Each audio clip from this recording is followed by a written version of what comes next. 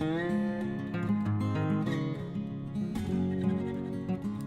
guys, back for another episode of Mavis and Me. Today I'm going to do something I don't normally do.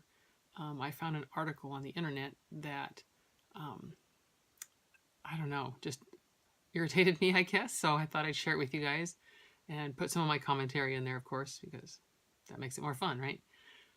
The name of the article is "Dogs Are Slobbering All Over New York City's Restaurants and Diners Are Pissed." And it's written by Dory Lewick, March 5th of 2019. And here's basically what it says. When Melody Lederman got a toy schnauzer last year, the Upper East Sider's first bit of business was upping the number of guests when she made restaurant reservations. "I just take her everywhere," says the mother of two, who claims her pup, Truffles, a non-service dog, is welcome with open paws at Morton's and Del Frisco's. "I wasn't worried about taking her. I saw everyone else doing it." But doggy dining is driving some people barking mad. Restaurateurs say the wobbly balancing act between federal Americans with Disabilities Act rules and city Department of Health regulations have allowed a wave of non-service dogs to dine with impunity. In June, the New York City Commission of Human Rights issued a new set of legal guidelines regarding people with disabilities. Among other things, it reminds restaurants that they are forbidden to demand proof of either a person's disability or an animal's use as a service companion. So, while hosts at Del Frisco's and Morton's say that only service dogs are permitted, they rely on customers' honesty. Henry Roberts, co-owner of Tribeca's Two Hands, says he's been seeing a lot more hungry hounds in his restaurant since the announcement. "There's really no way of policing this," he tells the Post, as he eyes one dog at a table. "Now, people walk in with dogs of every shape and size. There's nothing we can do. It's a free-for-all." Celebs or celebrities don't seem to be complaining. Actor Justin Theroux routinely takes his pit bull Kuma to restaurants around the city, including Midtown's Fine and Rare and the Waverly Inn. In February, Page Six reported that Adrian Grenier, I'm sure I'm saying that wrong, and his date brought their dogs to Scarpetta, where the Entourage actor told hostess that the pups were service dogs. But some diners are less than thrilled. "It's gross," says Danet Sivowitz, an Upper West Side lawyer. "I don't want dog hair and slobber near my food." Unfortunately for her, restaurant workers feel powerless to stop the canine takeover. "I can't say, 'Excuse me, can I see ID for this dog?' It's like profiling," says Noelle Shu, owner of downtown's Windrose restaurant, which is slated to reopen later this month. "The customer can turn the tables and say they're being discriminated against. People are definitely bringing in their dogs because they know they are not going to be asked." Although the Department of Health has restrictions on dogs in restaurants, such as forbidding them from actually eating there, food service workers say those rules are difficult to enforce. For example, if they go after Fido for hopping up on a chair or sniffing the breadbasket, they could be committing a human rights violation. Service animals can't be banned from touching things because they may be performing a critical task for their owner, such as nudging silverware towards them, a spokesperson from the New York City Commission on Human Rights tells the Post. And dogs aren't always well behaved, Shu points out. Once, his restaurant buddy was livid when a customer's pup jumped up and started sniffing diners' necks. Who wants to deal with that when eating out? Jeremy Lottis, owner of the Flying Fisherman, recalls a German Shepherd who ran amok in his previous Upper West Side restaurant.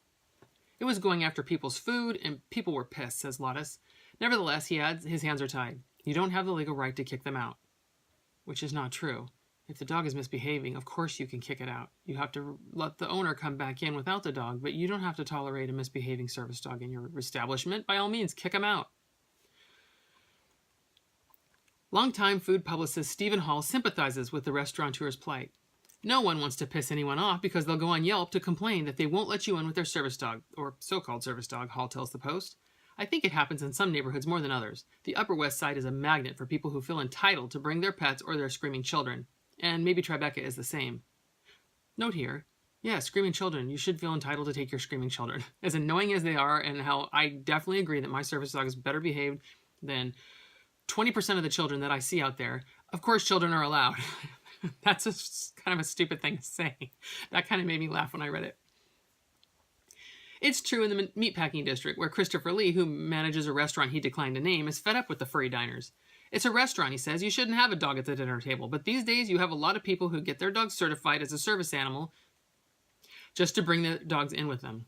As we know, service dogs don't need certification. Only emotional support dogs get certification, not service dogs."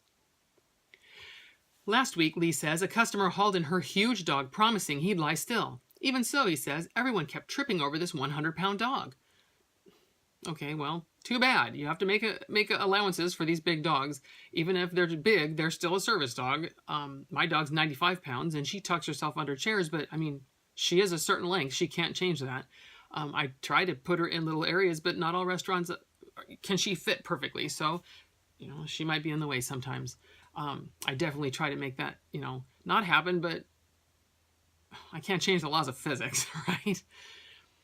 Nor does size matter. Lee recalls another woman's Maltese who barked every time the owner took a bite over the course of a 2-hour meal. I had to give customers free champagne just to calm them down, he says. They're paying a few $100s for a meal. You don't want a dog yapping on top of you. Then again, Lee says, how can I say no to them? It can become a discrimination thing. Oh, it's just a mess. But some restaurateurs are putting their foot down. We've definitely been booted, says Kendall Anderson, a 32-year-old decorator from Williamsburg who has a 25-pound Rhodesian mix, Georgie. At her go-to restaurant, which she declined to name, the owner was watching on the camera, and the bartender said, we have health inspectors coming in the next week or so, so we can't have the dog here. Well, yeah, it's not a service dog. Your dog shouldn't be there at all. Anyway, you shouldn't be trying to take your dog in places if it's just a pet. And some restaurants are exercising their limited rights to ask about diners' pooches. I got questioned the other day if he was a service dog, says Lee Abamonte, 40, of his 30-pound French Bulldog Hector. Unlike many, Albamonte, an Upper East Side entrepreneur, has a certificate proclaiming the pup an emotional support animal, although according to the guidelines, he is not required to show it. Though the new advisory requires that landlords accommodate emotional support pets, which, unlike service dogs, do not need any special training, the language is more vague when it comes to restaurant and bars. Is it? I don't think it is. I don't think emotional support dogs are allowed in restaurants unless the restaurant specifically has outdoor seating or something like that for the emotional support dog or a pet to be in. I don't think they're allowed to be there no matter what. Maybe I'm wrong. I don't live in New York City. Usually no one says anything, but sometimes you'll get bad looks from people, says Abamonte, who, get this, sometimes sneaks Hector food when they're dining out together. Either an owner is nice or an a-hole. What am I going to do? Argue with them? Well, no, you have no foot to stand on.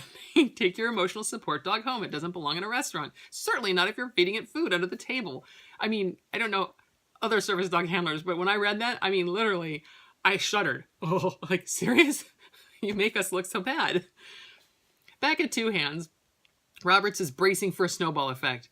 At a certain point, if everyone brings their dog in, it could get a little crazy and become a health thing if there's animals everywhere. Who knows what's next, he says. They'll say, what about cats? That's not fair. It's a slippery slope. I wouldn't put it past these millennial kids.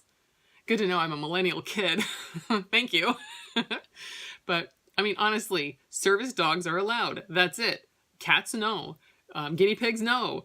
Emotional support dogs, no. It's pretty easy, and you just have to accommodate them. And ideally, the handlers of these service dogs are making their best effort to keep their animals out of the way, under the table, under the chair, you know, not feeding them food under the table and letting them sit up on the seats and like poke people in the back of the head in the booth behind them. Right? This just seems so ridiculous.